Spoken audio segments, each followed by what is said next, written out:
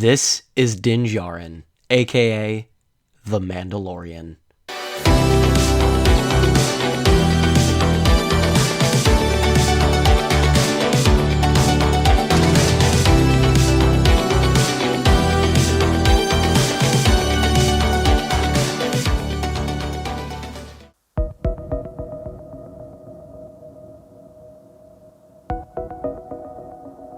The Mandalorian is the brainchild of Jon Favreau and Dave Filoni. The concept started off from wanting to tell the story of a lone gunslinger living in a post-Return of the Jedi galaxy.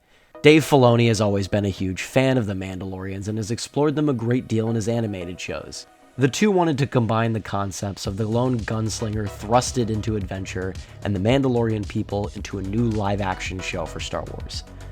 A live-action TV show is something Lucasfilm has wanted to do since The Clone Wars was airing. This is something that goes all the way back to the Lucas era of Star Wars. George really wanted to tell a story about the criminal underworld in the Star Wars galaxy, and had planned for a TV show and a tie-in video game starring a young Boba Fett. When Disney acquired Lucasfilm and all of its subsequent properties in October of 2012, the TV show was shelved, and the video game was canceled. The idea for the show had floated around Disney for years to come until it was finally adapted into The Mandalorian. I have a whole theory on what George Lucas was up to right before the Disney buyout, but that's a video for another day. John was set to write the whole series with Dave Filoni as an executive producer and creative consultant. The two would also direct a few episodes along with a very talented lineup of seasoned directors. Pedro Pascal was revealed to have been cast as the star in late 2018. Funny enough, Pedro thought he was originally being cast to play Boba Fett. Favreau believed that Pascal was a classic movie star who had the presence and skills necessary to play a character who was going to be mainly concealed under a helmet.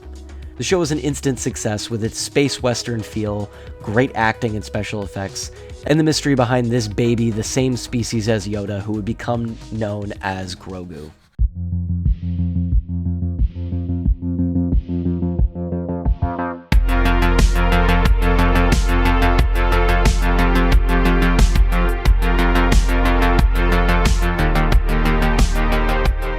Mando is an interesting character because he's just an everyman. There really isn't anything too special about him in the grand scheme of the galaxy. Sure, he looks cool and he knows his way around a blaster and a starfighter, but he's really a nobody, a faceless warrior of which there are a great many of. He has a skill set that's high, but so do most Mandalorians. There are a warrior people after all. He's not the Chosen One or even the son of the Chosen One. He's just a guy. This goes right into my main point, but one thing about the Mandalorian that makes him feel more real than other Star Wars characters is how much his life fucking sucks. We've seen more bad things happen to Mando in the past few years than good. He had his ship dismantled by Jawas, who then had him retrieve an egg from a mudhorn that nearly killed him just to get the parts back that they stole. This was after he climbed up their sandcrawler while getting shot and poked at and being thrown off of it. He worked a job with a bunch of criminals who tried to leave him behind. He loses a droid he finally befriended after having a lifelong hatred towards them because they killed his birth family. When trying to find more Mandalorians, he has to take a frog lady to a water planet where her husband is, but he can't travel through hyperspace because her eggs will die. So thanks to that, they end up in a high-speed chase with two X-Wings, which causes them to crash on an ice planet filled with giant spiders, all while his adopted son can't stop eating her unborn children. The same New Republic officers that chase Mando down find him, save his life, and then leave him for dead instead of helping him. His religion is constantly mocked, especially by people of his own culture, who tell him that the way that he's believed his whole life is basically a cult. After getting his ship/mobile home finally fully repaired, it's blown up on the same day his son was kidnapped from him. You burned my house to the ground! Wait, I already did this joke. He gives his son away to the Jedi because he believed it was the right thing to do, even though it was very clear he didn't want to do it. Because he had no ship, he had to take the fucking bus to get around, and is exiled from his own people after letting Grogu look at his face with his own eyes. Goes to get a new ship and finds out it's not what he wanted at all, and he has to put it together himself. He flies all the way out to visit his son at school just to not see him at all. Yet with all this bad stuff that happens to Mando, some real good things have happened to him too.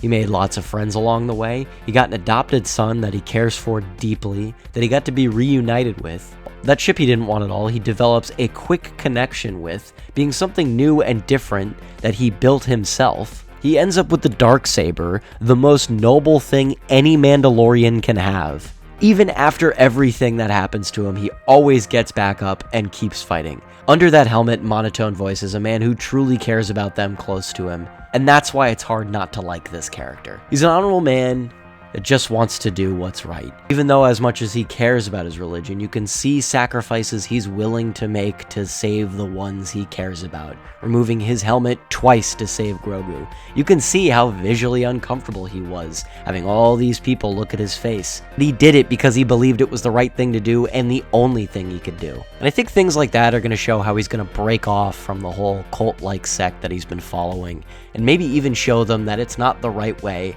and there is no true way of the Mandalorian people.